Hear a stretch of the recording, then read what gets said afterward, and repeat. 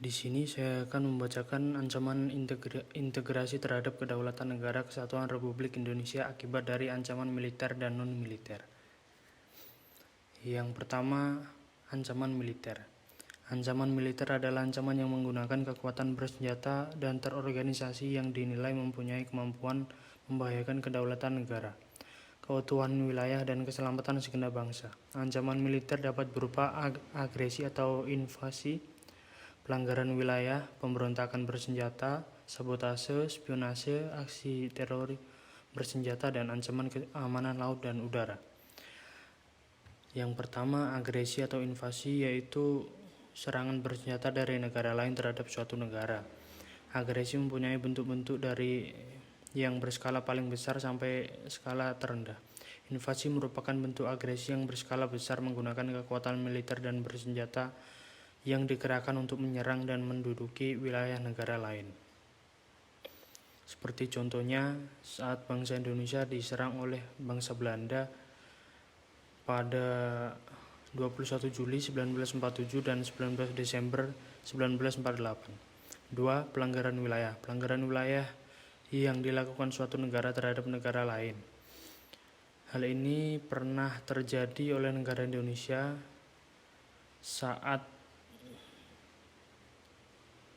kasus ini sudah dibawa ke Mahkamah Internasional. 3. Spionase. Spionase merupakan suatu bentuk kekuatan dari intelijen negara yang dilakukan guna mendapatkan suatu informasi atau rahasia militer atau negara. Spionase juga bisa diartikan sebagai bentuk pengintaian memata-matai yang merupakan suatu praktik guna mengumpulkan informasi tentang suatu organisasi atau lembaga. 4. Sabotase. Sabotase merupakan tindakan pengerusakan yang dilakukan oleh sekelompok orang yang sudah terencana, yang disengaja dan tersembunyi terhadap peralatan, personil, dan aktivitas dari bidang sasaran yang akan dihancurkan. 5.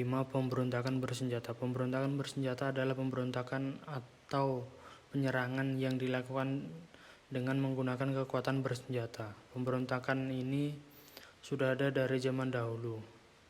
Salah satunya yaitu pemberontakan G30S PKI. Aksi teror bersenjata.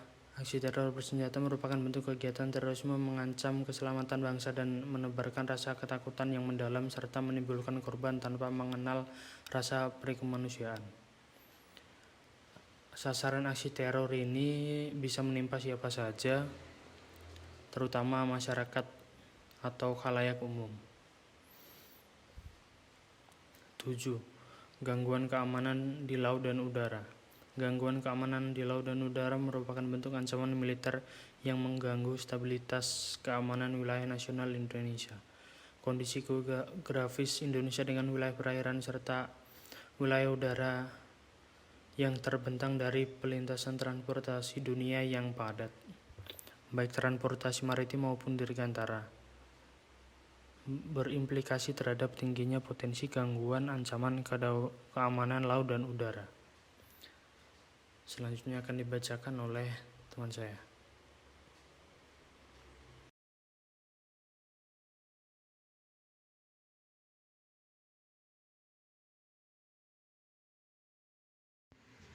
Selanjutnya, ancaman non-militer.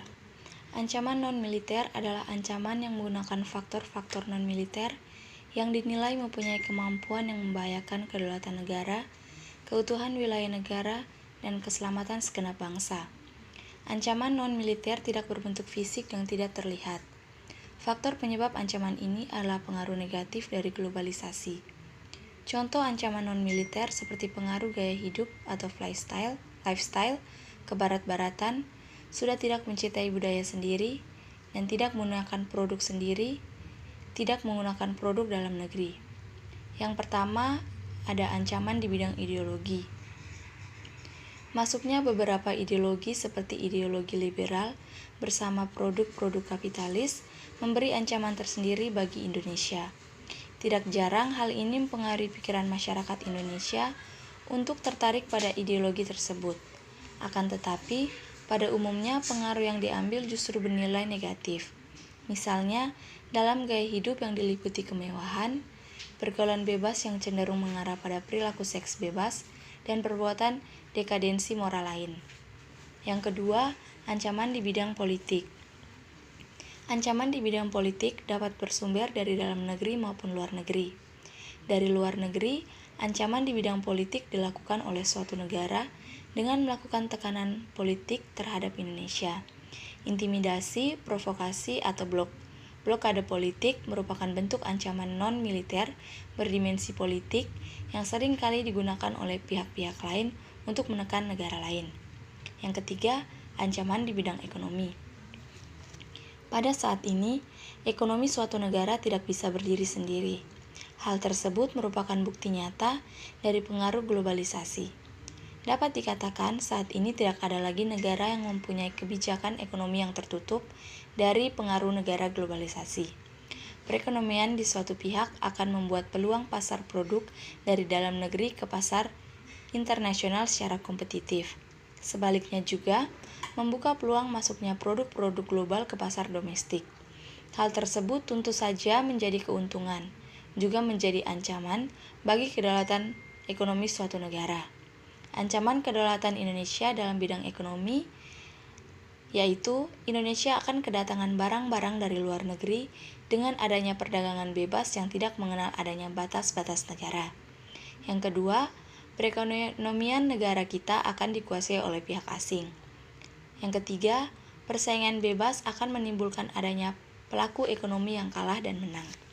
Yang keempat, sektor-sektor ekonomi rakyat yang memberikan subsidi semakin berkurang, koperasi semakin sulit berkembang, dan penyerapan tenaga kerja dengan pola padat karya semakin ditinggalkan sehingga angka pengangguran dan kemiskinan susah dikendalikan. Selanjutnya keempat, ancaman di bidang sosial budaya. Adapun ancaman dari luar timbul sebagai akibat dari pengaruh negatif globalisasi yaitu yang pertama, munculnya gaya hidup konsumtif dan selalu mengonsumsi barang-barang dari luar negeri. Yang kedua, munculnya sifat hedonisme, yaitu kenikmatan pribadi dianggap sebagai suatu nilai hidup tinggi. Hal ini membuat manusia suka memaksakan diri untuk mencapai kesenangan dan kenikmatan pribadi tersebut. Yang ketiga, adanya sikap individualisme, yaitu sikap selalu mementingkan diri sendiri serta memandang orang lain itu tidak ada dan tidak bermakna. Yang keempat, munculnya gejala westernisasi, yaitu gaya hidup yang selalu berorientasi kepada budaya barat tanpa seleksi terlebih dahulu. Yang kelima, semakin memudarnya semangat gotong royong, solidaritas, kepedulian, dan kesetiakawanan sosial. Yang kelima, semakin lunturnya nilai keagamaan dalam kehidupan bermasyarakat.